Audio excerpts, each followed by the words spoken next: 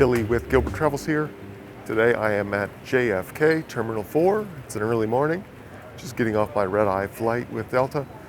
Today we're going to do some lounge hopping, including, very exciting, American Express Platinum card holders can now get into the Virgin Atlantic Clubhouse from the hours of 5 to 8:30 in the morning. So I'm going to head over there here in Terminal 4 and check it out, and then we'll head around some other spots here as well. Come along. It was a dark January morning, and I took in this A330neo before heading out.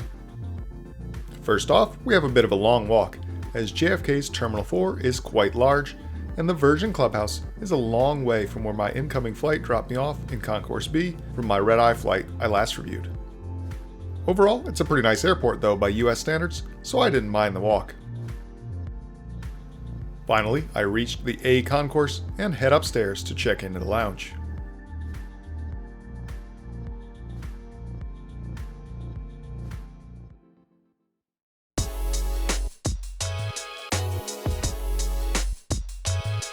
Wow, would you look at this? Now, the average airline lounge beats waiting at the gate, but it's not truly impressive in and of itself. This is definitely one of those exceptions.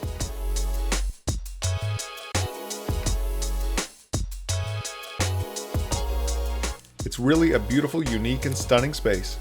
Not only that, but it features full sit-down dining. What a great way to get a taste of the Virgin Atlantic upper class experience without even having booked a ticket on the airline.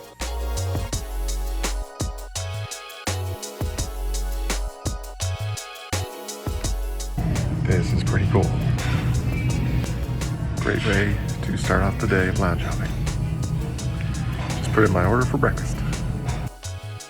This is an international business class lounge, so of course everything is complimentary.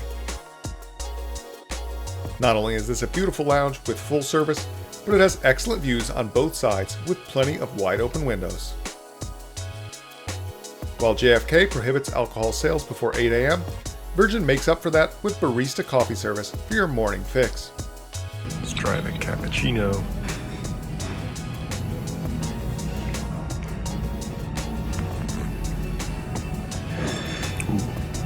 Very nice. Since I wasn't heading to London today, I decided to come as close as I could by ordering the full English breakfast. A small portion this was not.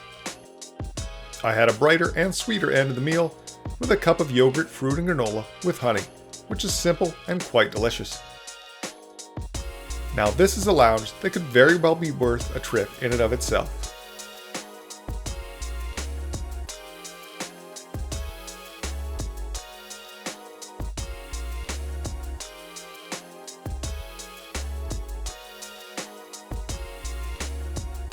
There's just so many variety of spaces in this lounge, from these odd padded wall pods to the formal sit-down dining room.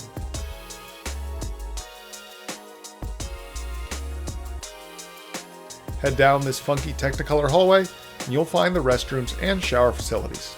I don't imagine too many people getting on board the morning crossing to London are looking to take a shower. However, for me coming off a red-eye flight, this was perfect to freshen up. And the quirky Virgin style continued inside with this brick-on-brick modern art display. See what they did there? Alright, get cleaned up from that red-eye flight here. Just a quick shower in the Virgin Atlantic Lounge Clubhouse. Back out in the center of this lounge is this fun display of vintage suitcases, spelling out London Calling. One of the lounge attendants spotted me taking a photo of it and offered to take my picture with it instead. Talk about some nice service. Down through this central area is even more seating, including two distinct round sunken living room areas and a billiards table.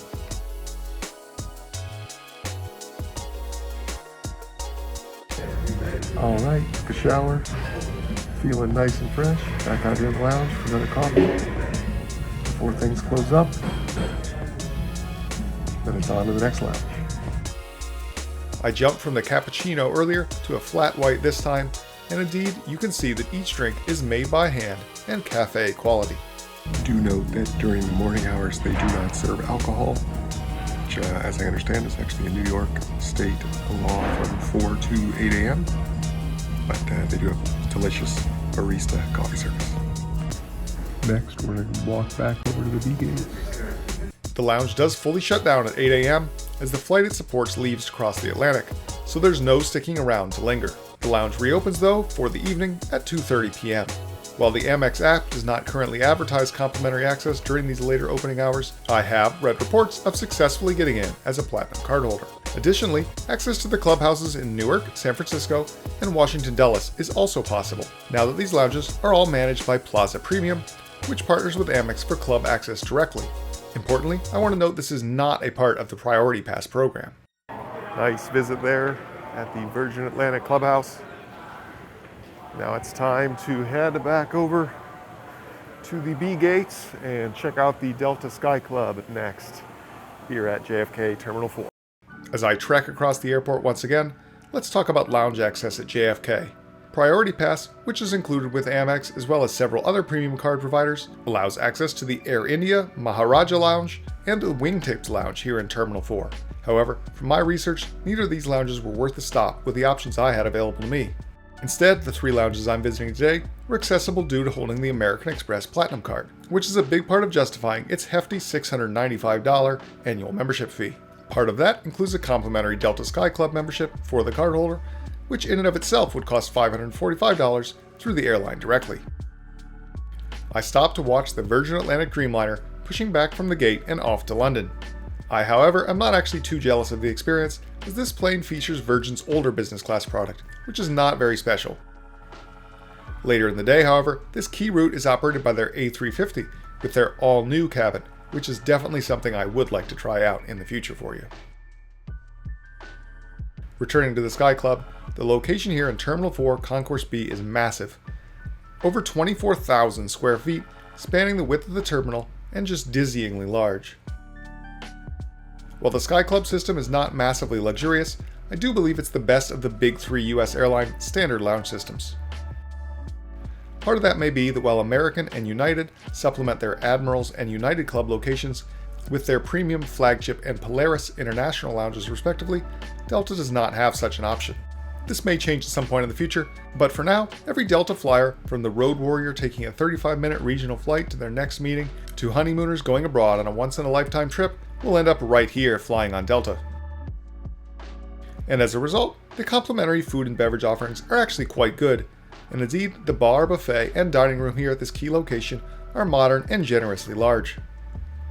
Delta also offers some interesting paid options in the lounge, like Dom Perignon Champagne by the glass, which can be paid for in cash at $39, or, more interestingly, 2,600 Sky Miles. Or indulge in an entire bottle of the famous vintage bubbles for 13,000 Sky Miles. In fact, Delta has quite the variety of sparkling vino, including 4 additional non-vintage brut champagnes and other international and domestic offerings, adding up to 10 total, including the complimentary house offering. I guess that little bubbly themed rabbit hole spurred on my desire for a mimosa, which I was denied at the Virgin Clubhouse, but will enjoy now.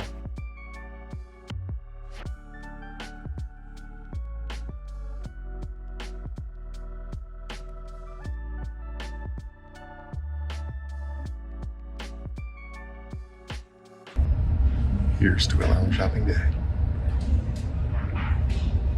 Next, I head out to see if I can access the Sky Deck, and unsurprisingly, given it's January, this outdoor space was closed for winter. So back to the big windows for me to soak in a few hours of plane spotting, including watching that Virgin 787 take to the skies, then watching the immense Emirates A380 come into the gate, and much more.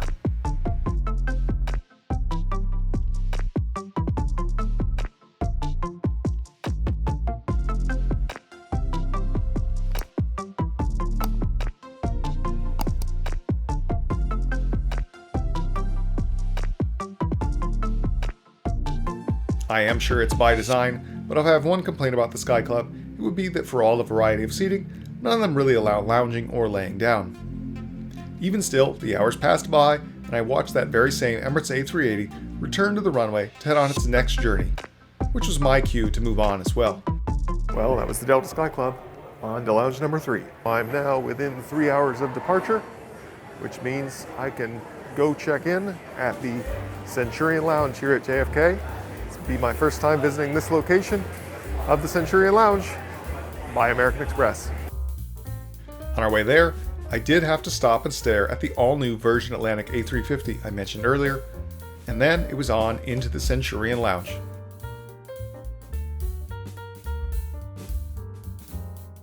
This location of American's signature lounge network opened in October of 2020, and it's 15,000 square feet spread over 2 floors. Both of these floors feature plenty of seating and a full hot food buffet that was kept fresh by hungry patrons and an attentive kitchen staff.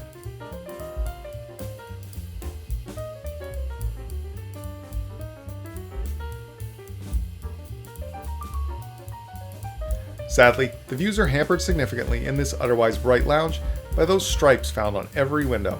My guess is they must cut down on the sun and help save some energy. Anyway, downstairs we go, where the overall footprint of the lounge is quite similar, with one important difference.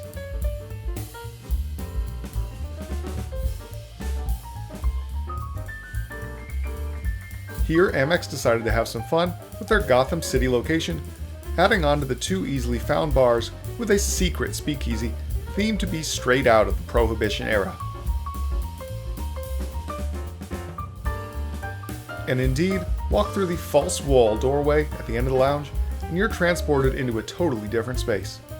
No windows to be found here, of course, just like you might expect from an authentic speakeasy, where indulging in an intoxicating elixir was purely illegal. I have to give it to Amex. Some of their locations have really great bartenders, and the drinks are of course complimentary. I for one do tip at the Centurion Lounge, as the cocktails they produce far exceed the open bar at your local wedding reception or business function. Cheers to the speakeasy. Back outside, I needed to get some work done, and the friendly bartender signed me up for a flight of citrus-themed beverages he was offering. He came over to check on me personally and to get my feedback on each drink.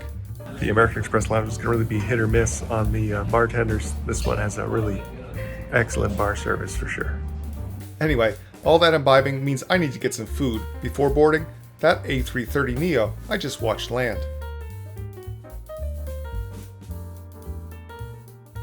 All right, so that's the end of my JFK Lounge challenge today. I'd say for drinks and overall service, the win goes here to the American Express Lounge. For space, definitely to the Delta Sky Club. Overall experience and just feel of being very unique, overall still give the win to the Virgin Clubhouse. But either way, some great lounges to choose from here at JFK Terminal 4. Hope you enjoyed coming along. Billy with Gilbert Travels here, and I will see you on my next flight. Please remember to like, comment, and if you haven't already, please do subscribe and hit that notification bell so you can be made aware first when more content is available. As always, thanks for watching.